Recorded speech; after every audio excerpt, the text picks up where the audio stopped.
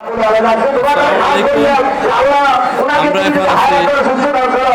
কুমিল্লা জেলার লাকসাম মনোরগঞ্জ উপজেলার সেই বিখ্যাত ঈদগাহ ময়দান হযরত কেরামত আলিয়া ঈদগাহ ময়দান। সেখানে 22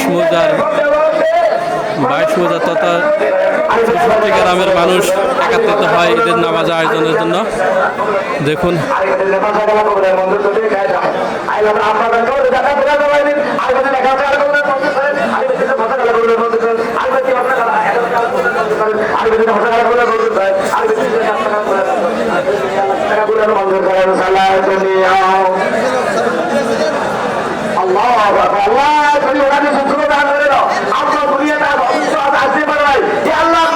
এখানে বট গাছগুলো কেরামতে জৌনপুরি হুজুরের লাগানো।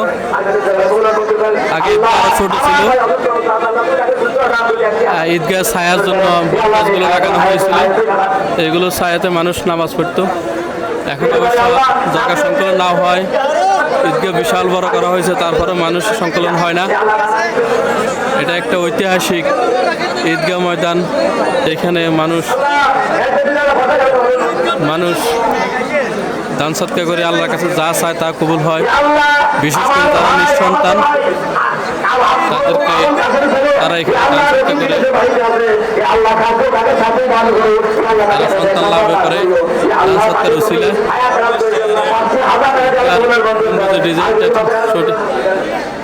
মসজিদে নববীর গম্বুজে নববী ডিজাইনে করা হয়েছে, সেরকম চেষ্টা করা হয়েছে। সেরকম তো হবে না, পৃথিবীর কোনো কিছুই মসজিদে নববীর গম্বুজের সমতুল্য হবে না, কাছেও হবে না। এখানে